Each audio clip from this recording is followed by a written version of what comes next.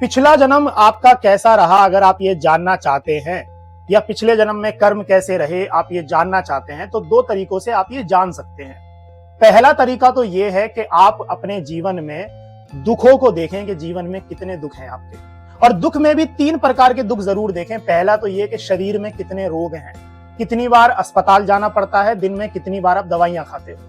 दूसरा ये देखें कि कचहरी कितनी बार जाना पड़ रहा है, कितने केस आपके ऊपर लगे हुए हैं, मुकदमे कितने चल रहे हैं। और तीसरा ये देखें कि कर्जदार कितने बड़े हैं, लोग कितना पैसा आपसे मांग रहे हैं कॉल करके कि भाई मेरा पैसा कब लौटाएगा, मेरा पैसा कब देगा, घर पर कितने लोग आ रहे हैं। ये तीन तरीकों के जो दुख अगर आपके जीवन में हैं, तो इस पहले तरीके से आप समझ जाएंगे कि प्रारब्ध में आपके कर्म शानदार नहीं रहे, इसलिए उनको भुगतने के लिए आप इस जंजाल में फंस गए हो।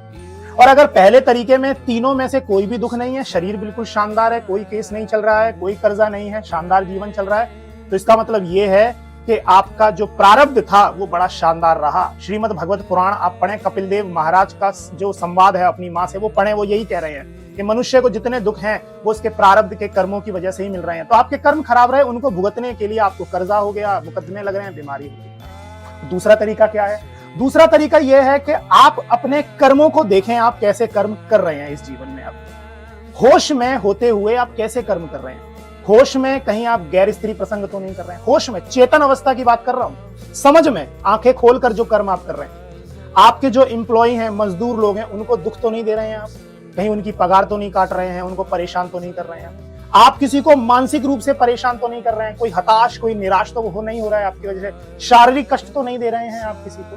तो अब आप ये देखें, अगर आप इतने गंदे काम होश में चेतन अवस्था में होते हुए कर रहे हैं, तो आप सोच लीजिए कि पिछला जन्म आपका कैसा रहा होगा। पिछला जन्म जो आपको याद नहीं है उसमें आपने कैसे कर्म किए होंगे, क्योंकि पिछले जन्म में जो आप थे वही मिलता जुलता आप यहीं कर रहे हो। पिछले जन्म में अगर आप राजा रहे हो, लोगों की आपने मदद की होगी, तो आप इस जन्म में भी किसी ना किसी बड़े पद पे जरूर होगे और आप लोगों की मदद ही कर रहे होगे। परंतु अगर लोगों के साथ छल कपट आप इस जन्म में कर रहे हैं, तो ये अनुमान लगा लीजिए आपके पिछला जन्म आपका कैसा रहा।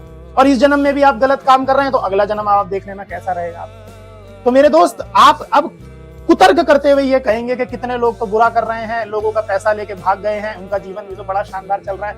इसके दो कारण है। पहला ये कि ईश्वर बड़ा दयालु है, प्रकृति बड़ी दयालु है, वो आपको समझने का मौका देती है, समझने का मौका देती है। दूसरा ये कि उसके पुण्य बड़े शानदार रहे होंगे, पुण्य का घड़ा भरा हुआ है, जैसे ही वो घड़ा खत्म होगा, देख लीजिए आप, संजय दत्त साहब ने जब तक जीवन में आनंद लिया तब तक तो लिया, पर जब प्रकृति ने तमाचा मारा तो जेल में भेज दिया। एक पहाड़ भर जेल का जो अरसा उन्होंने बीता।